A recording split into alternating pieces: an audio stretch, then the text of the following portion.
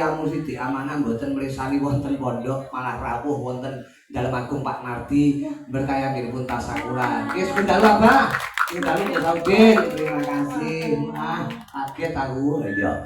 Kaporo nyoto kuwi kok ero. Lah ngomongi aku kupingku ning ndi-ndi. Aku ora yo roh to yo. Mas Prik kan yo ngomongi aku. Lah ngono kok yo mau anu. Terima kasih abahmu. Mugi-mugi wong ulama ya umarok seni tetep dadi siji nek udangane panjenenganipun. Dalu menika berkahi Pak Nardi sak keluarga nggone nindakake tasakuran. Mugi-mugi Pak Nardi seger waras merasandang pangan rezeki sak keluarga ibu tidak lupa ini juga kang ibu Bu Kasih dipun paring seger waras ya cahayu. Allahumma amin. Mligi pundutan diaturke sing saka Jakarta lho. Ya.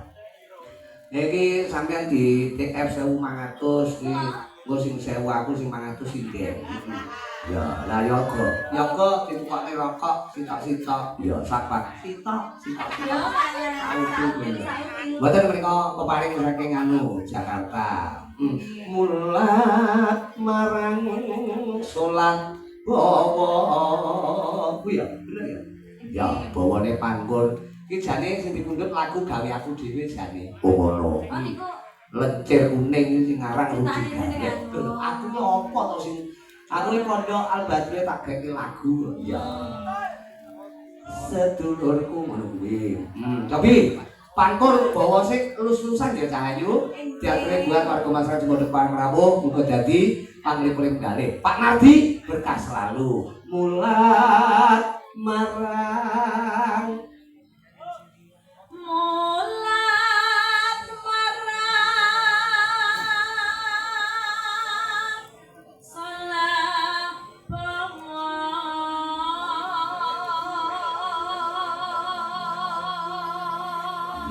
kok apik kowe ulang-ulangane gareng mesti apik.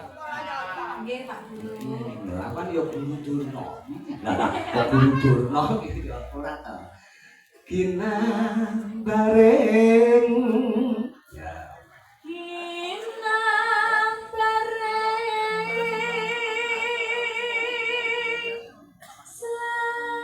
sagamu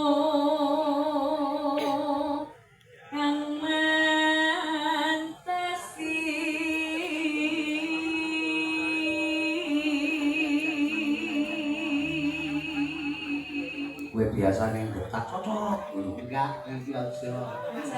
Muga-muga Bu Kasih seger waras Allahumma amin. Ora ilang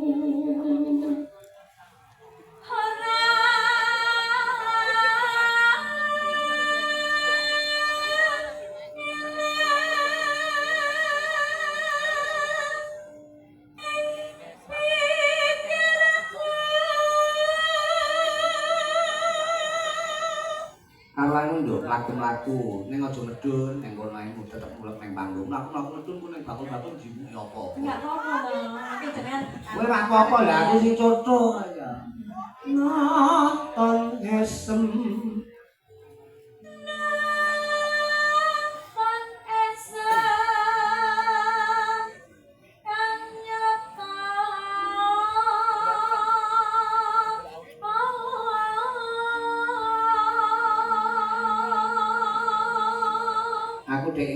sempat ya kuwi video callan bebarengan karo Mas Kanko. Mas sapa kae?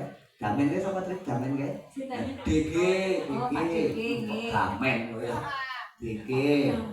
Panjenengan Pak Eko Mugiono. Muga-muga sida ngono. Kok gawe gelaran wayang Hari Wayang Nasional kok tak selehke ning Desa Bangsri kae. Ngono.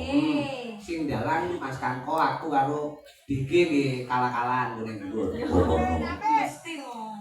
Terus lancandramu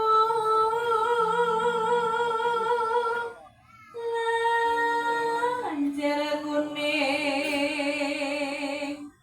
kangsa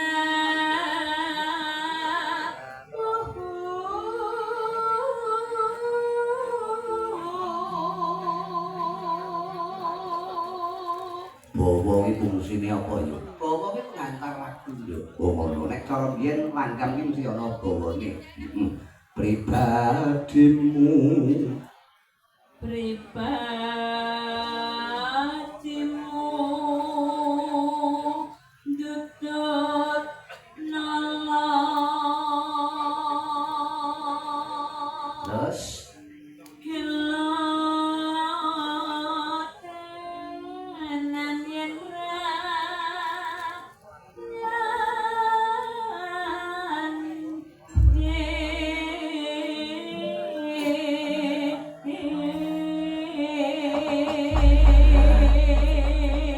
Diaturke buat keluarga besar Pak Nardi lan Di Jayamulya. Mun supen nggih abahmu lan kanca-kanca santri ya. Mboten supen warga masyarakat Boto. Bukan Solo yo. Menika Pak Eko mugi ana pundutan panjenengan salat.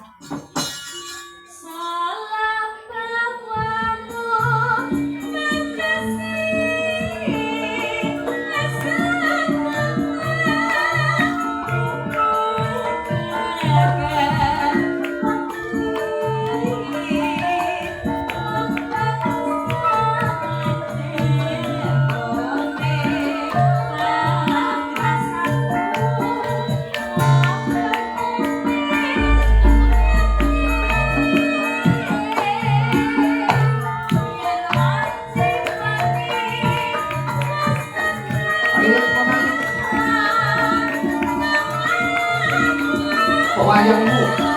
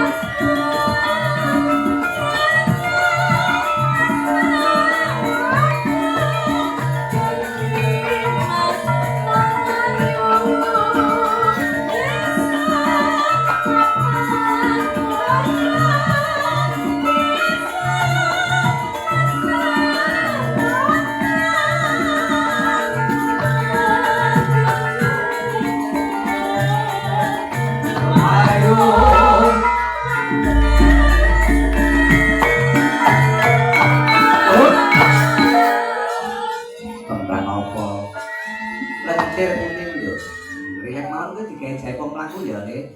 Ya. Terus